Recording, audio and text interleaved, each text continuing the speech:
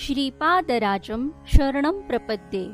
सद्गुरुनाथ परमपिता परमात्मा श्री गोपाल बाबा महाराज की जय। प्रत्यक्ष श्रीपादांचा शंकर भट्टास पहिला धडा। श्रीपाद श्रीवल्लभ आपल्या श्रीशैल क्षेत्रातील 4 महिन्यांचा मुक्काम आवर्ता घेऊन कुरवपुरात आगमन करण्यासाठी कुरवपूर जवळ कृष्णा आणि भीमेच्या पवित्र गिरी संगमावर एका रात्रीसाठी थांबलेले असतात।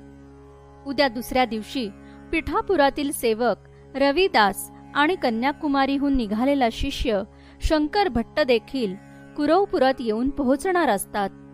सन 1340चा तो वैशाख मास। दशपात्रातून वाहणाऱ्या कृष्णेच्या जलात बरीच घट झालेली असते।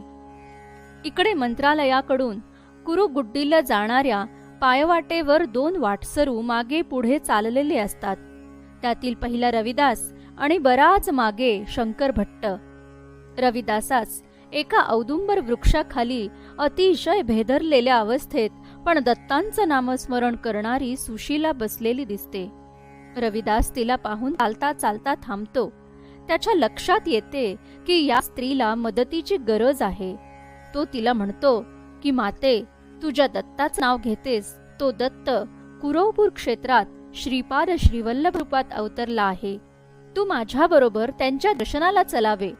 परंतु सुशीला रविदासास मारण्यासाठी दगड उचलते तेव्हा रविदास दत्त दिगंबर श्रीपाद श्रीवल्लभ दत्त दिगंबर नाव घेत कुरुगड्डीच्या दिशेने निघून जातो।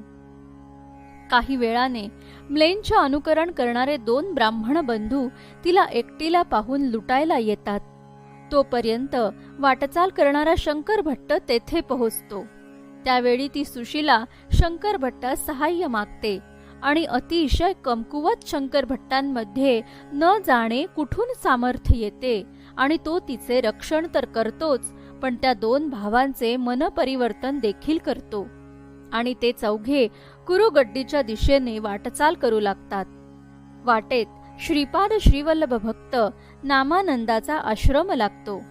तेथे सिद्धमंगल स्तोत्राच्या फळस्वरूप सुशीलेला सासरची मंडळी घ्यायला येतात आणि एका दिवसाच्या अंतराने तिचं श्रीपाद श्रीवल्लभ दर्शन चुकते। दुसऱ्या दिवशी सकाळी श्रीपाद श्रीवल्लभ कुरवपूर क्षेत्रात पोहोचलेले असतात आणि काही वेळाने शंकर भट्ट त्या 2 भावांसह श्रीपादांजवळ पोहोचतो।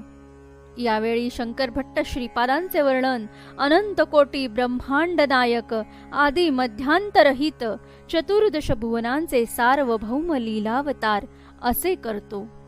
श्रीपाद फक्त शंकर भट्टास चरण स्पर्श करण्याची खूण करत त्या 2 भावांना पदस्पर्श दर्शन न देता आल्यासरशी परत पाठवतात आणि त्या क्षणी रविदास श्रीपादांजवळ पोहोचतो। रविदास 4 वर्षांनी श्रीपादांना पाहत असतो। अत्यंत भाववशात त्याला काही सुचत नाही। तो सतत हात जोडून श्रीपादांना एक सारखा नमस्कार करत असतो आणि श्रीपाद त्याच्याकडे पाहत देखील नाहीत।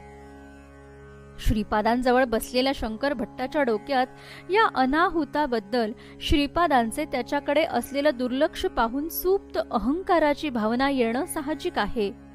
मुळात यावेळी शंकर भट्टास हा कोण आलाय हेही माहीत नसते। यावेळी श्रीपाद एक लीला करतात। करुणादृष्टीने शंकर भट्टाकडे पाहत श्रीपाद शंकर भट्टाचा भ्रूमध्य दाबतात आणि शंकर भट्टाची अद्भुत समाधी अवस्था लागते। त्यात शंकर भट्ट पाहतो की रविदास हा कृष्णा नदीवर नाव चालवत आहे। एक अहंकारी वेद संपन्न पंडित नावेत येऊन बसतो।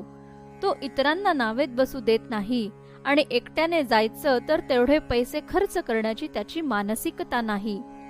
उलट तो रविदासास म्हणतो की श्रीपाद मला माझी विद्वत्ता पाहून मला दक्षिणा देतील, त्यातून मी तुला नावेचं भाडं देईल। नाव सुरू झाल्यावर तो रविदासाच्या अज्ञानाची खिल्ली उडवतो। नंतर मध्यपात्रात नाव असताना नावेला भोग पडते आणि पोहता येत नसल्याने पंडित घाबरतो। पण एक हात येऊन तो नावेतील पाणी उपसून टाकतो। नाव कुरवपूरला पोहोचते। श्रीपाद पंडितांची निर्भत्सना करतात आणि त्याला त्याचा सर्व भूतकाळ त्यानं केलेली पाप सांगतात। आज तुझा मृत्यूयोग आहे, पण मी तुला 3 वर्षे आयुष्य वाढवून देत असल्याचे सांगून हकलून लावतात. पहिल्या भेटीत हा पहिला धडा श्रीपाद शंकर भट्टास देतात. तसं कन्याकुमारी सोडल्यानंतर शंकर भट्टास भेटणारी प्रत्येक व्यक्ती काही ना काही शिकवण शंकर भट्टास देत आली आहे. पण आता येथून पुढे सलग 10 वर्षे शंकर भट्टास श्रीपाद सानिध्यात राहावयाचे आहे. जोडीला फक्त रविदास आहे, म्हणजे 2 टोकाचे दोघे.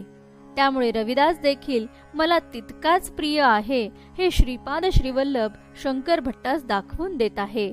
आणि माझ्याजवळ विद्वत्ता, त्यातून येणारा अहंकार या स्थारा नसून फक्त माझ्यासाठी तुमच्या हृदयात अत्युच्च टोकाचं प्रेम आहे का, याचीच काळजी घ्यायला श्रीपाद अप्रत्यक्ष सांगत आहेत.